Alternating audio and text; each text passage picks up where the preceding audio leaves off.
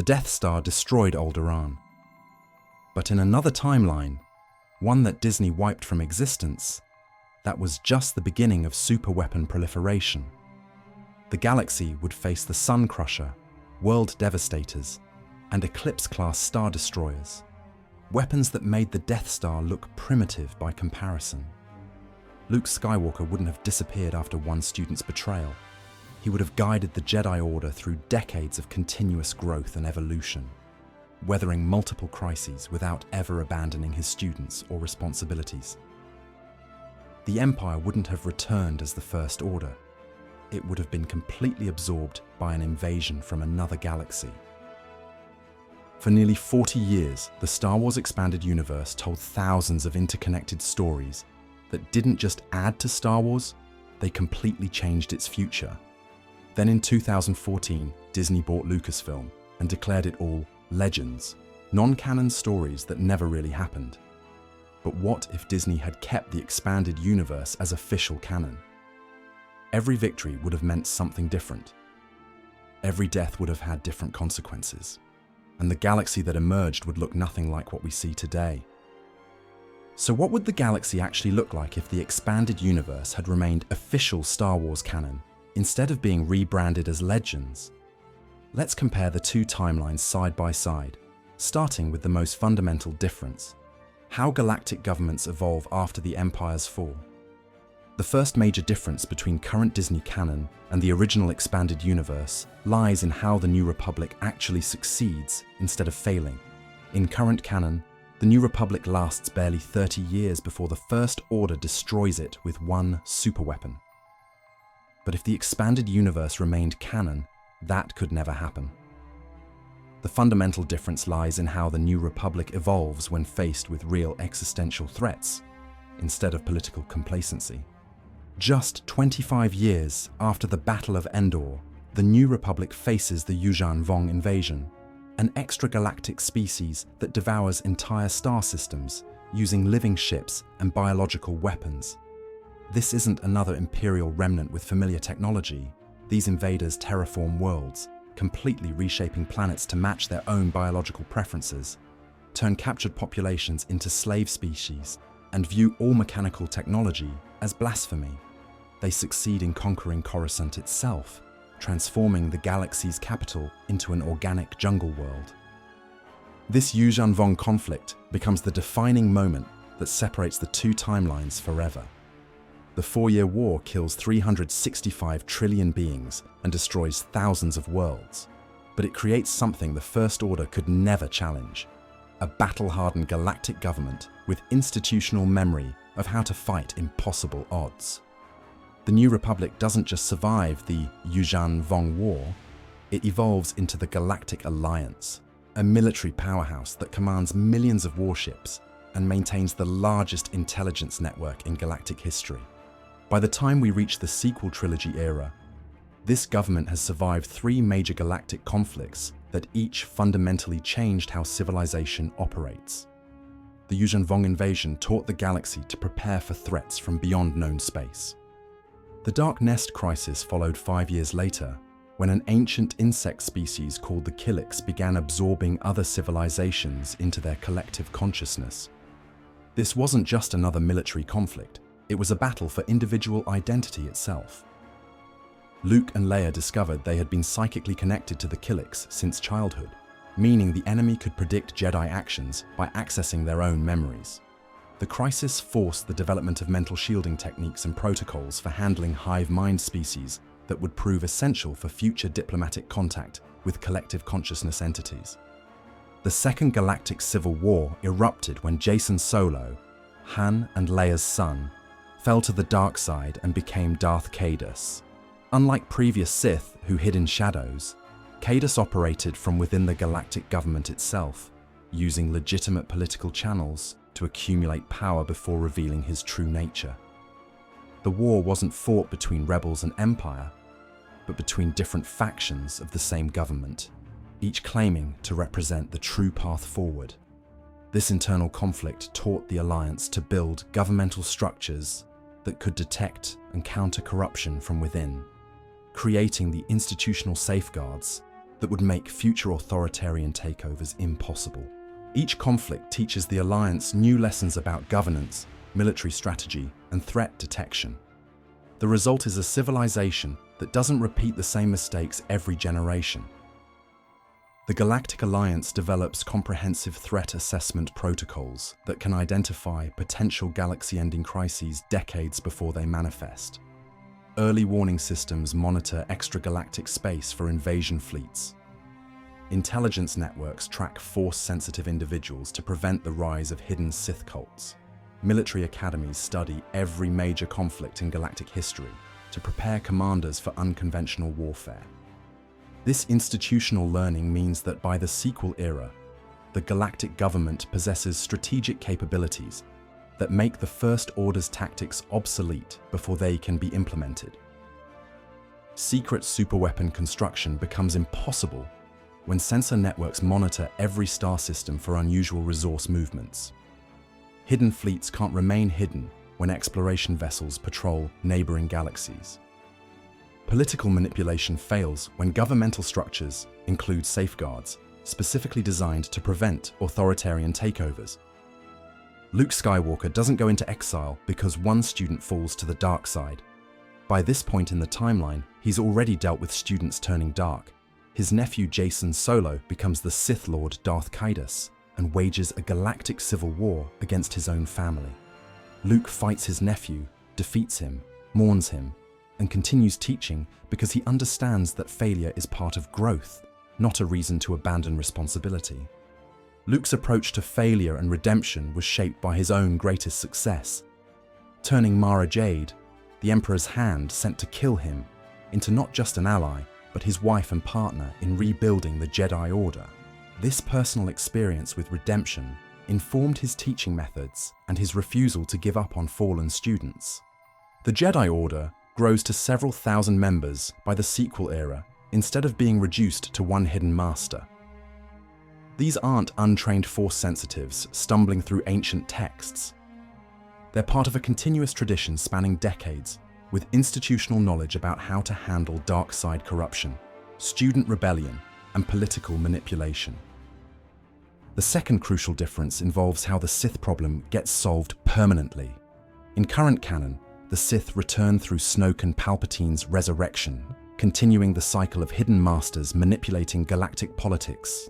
But the EU shows us why this cycle perpetuates and demonstrates the only way to actually break it.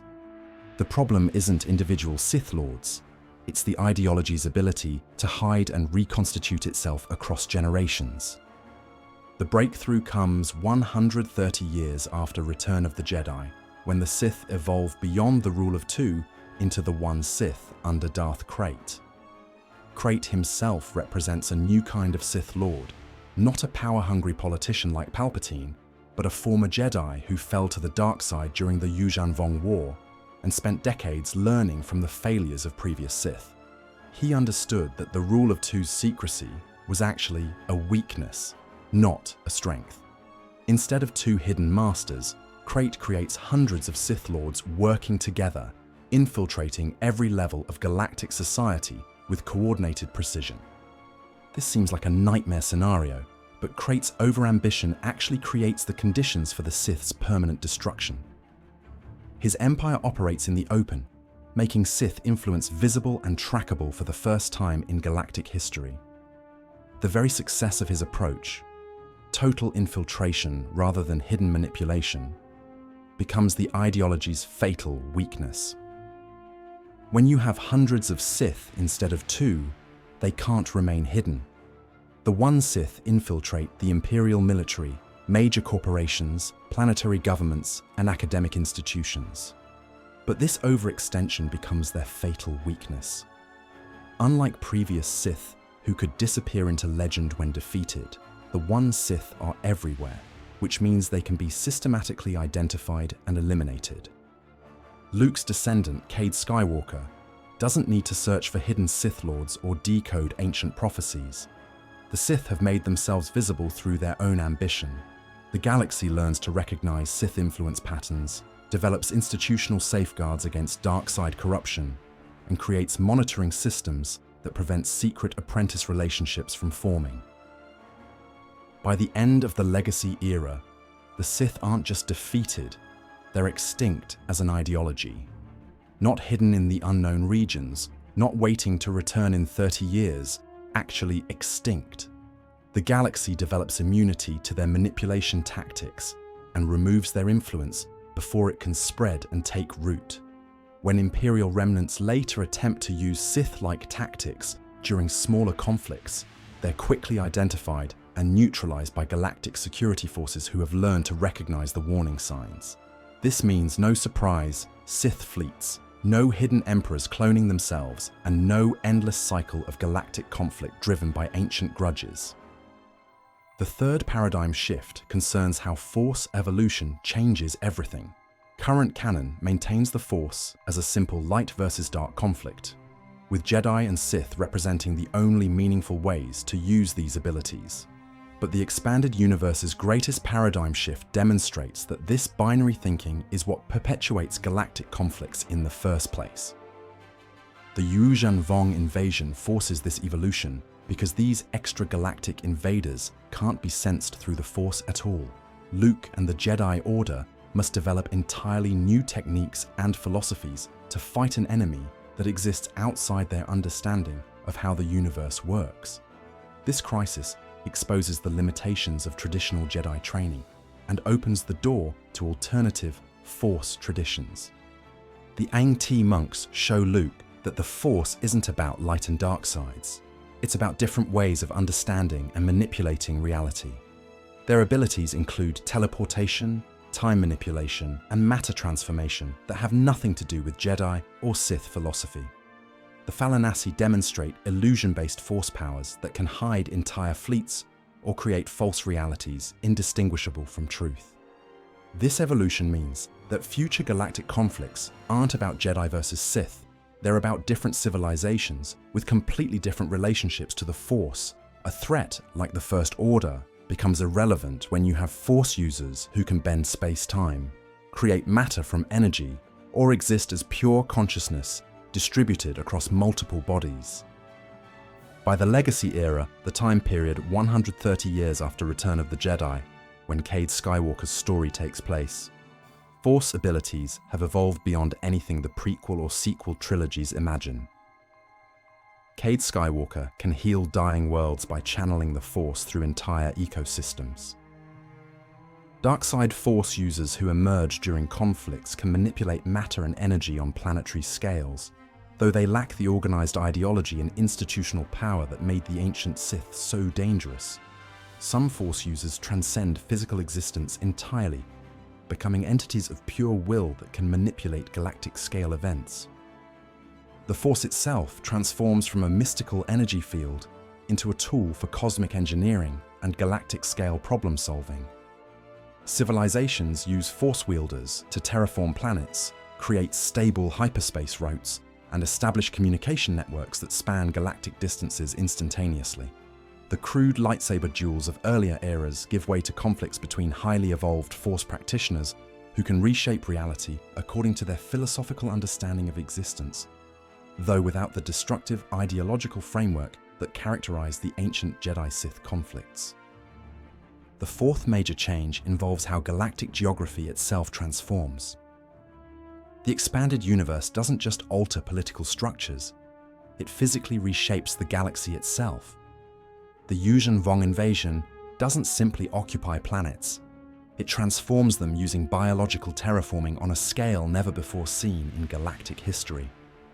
Coruscant, the galaxy's capital for thousands of years, is temporarily renamed Yuuzhan during the Yuuzhan Vong occupation and transformed into a jungle world with organic architecture that grows rather than being constructed. After liberation, the planet reclaims its original name, but retains much of the biological transformation because the hybrid ecosystem proves more sustainable than the old city world.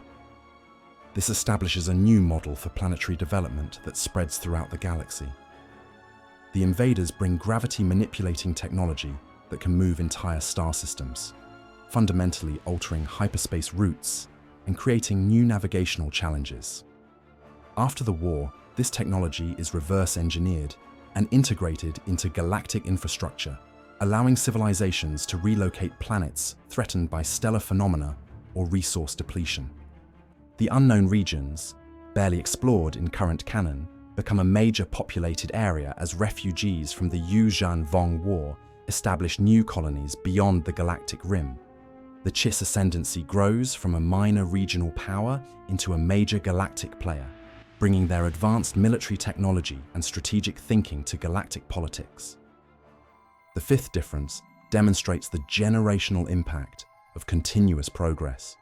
The most crucial difference between expanded universe canon and Disney canon lies in how each generation builds upon the achievements and failures of the previous one. Current canon resets every trilogy, forcing new characters to face the same fundamental challenges their predecessors already solved. The EU demonstrates cumulative progress across 140 years of continuous storytelling. Luke Skywalker's son, Ben, born to Luke and former Emperor's Hand Mara Jade, becomes a Jedi Master who surpasses his father not by repeating Luke's journey, but by learning from Luke's mistakes and facing entirely different challenges.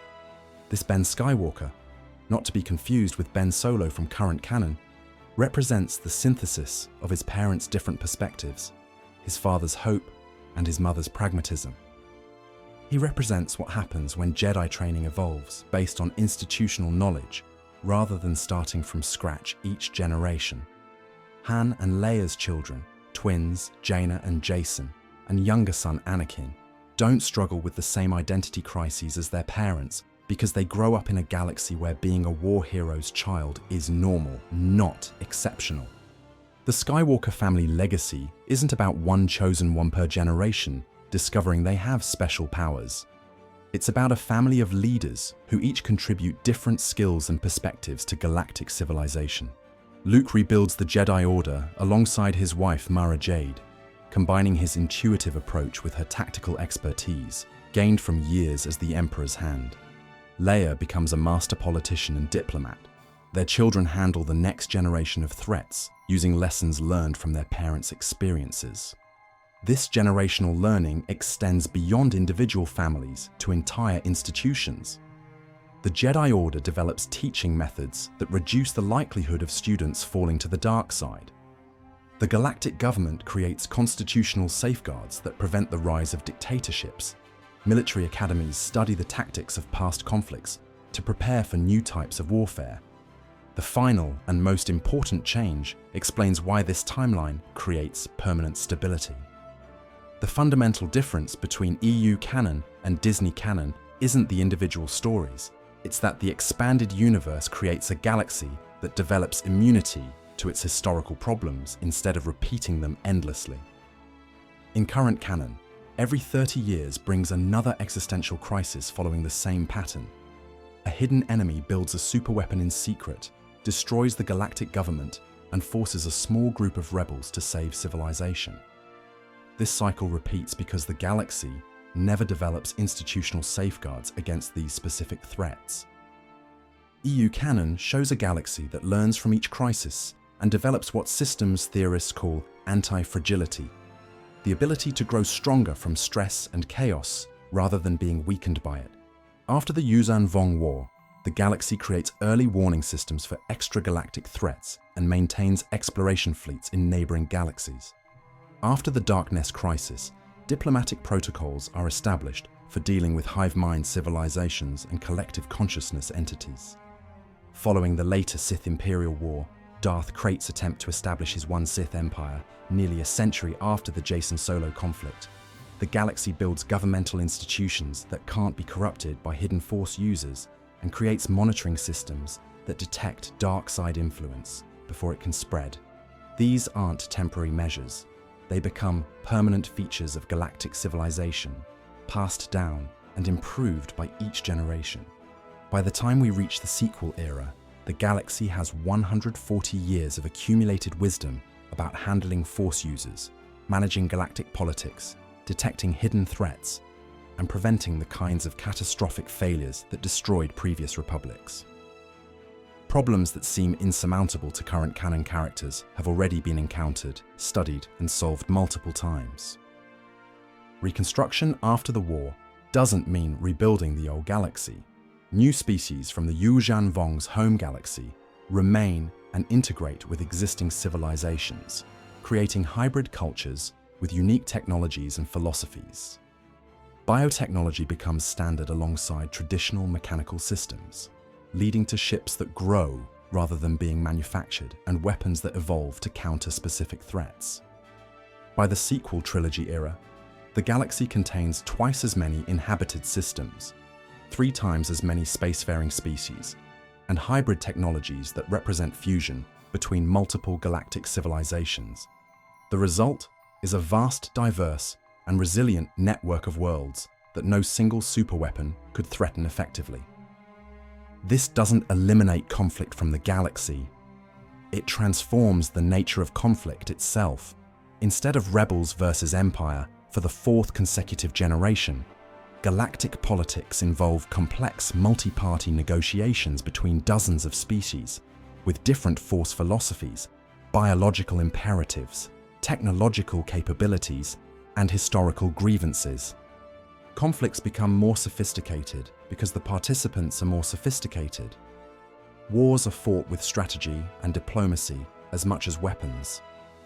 Political disputes involve genuine philosophical differences about governance, resource allocation, and the role of force users in society, rather than simple good versus evil narratives. The galaxy becomes resilient through diversity and redundancy.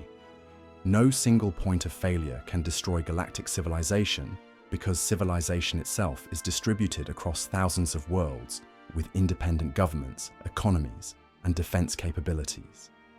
The kind of centralized vulnerability that allows Starkiller Base to cripple the New Republic simply doesn't exist in a galaxy with this level of institutional maturity. The expanded universe didn't just tell different stories, it created a completely different type of galaxy, one that grows stronger instead of weaker with each challenge, one that solves problems instead of repeating them indefinitely, one where the hero's sacrifices actually matter because they build lasting institutions rather than temporary victories. Disney's decision to erase this timeline wasn't just about creative freedom or starting fresh with new characters. It was about commercial necessity. The expanded universe had created a galaxy so advanced, so stable, and so well defended that the kinds of conflicts Disney wanted to portray were no longer possible within that context. But there's a deeper reason Disney couldn't simply ignore the EU and tell their stories alongside it. There's one character from the expanded universe whose existence would have made their entire sequel trilogy impossible to produce. A character so popular with fans, so well developed through decades of stories, and so perfectly positioned in the post-Return of the Jedi timeline that Disney would have been forced to center their entire sequel trilogy around her instead of creating new characters from scratch. This character's relationship with Luke Skywalker was so central to EU continuity, her role in rebuilding the Jedi Order so well established, and her story so compelling that Disney's only choice was to erase her completely from canon. But who was she, and why was Disney so afraid of Mara Jade? If you've enjoyed this journey through an alternate Star Wars timeline, there are more untold stories waiting to be discovered. Join our growing community of Star Wars enthusiasts who believe in exploring these what-if moments that could have changed the galaxy far, far away. Make sure to hit that subscribe button and activate notifications to catch our next alternative Star Wars story. Each tale offers a new perspective on the characters we love and the choices that define them. Remember to share your thoughts in the comments below. What other pivotal moments in the Star Wars saga would you like to see explored differently? Your ideas might inspire our next adventure. May the Force be with you, always.